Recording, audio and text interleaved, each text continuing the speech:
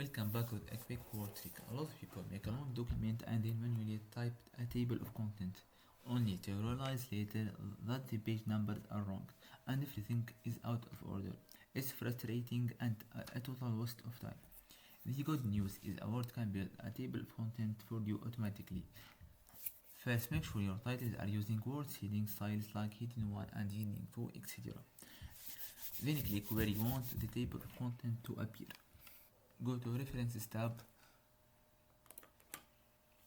and choose Table of Contents. Now pick any style you like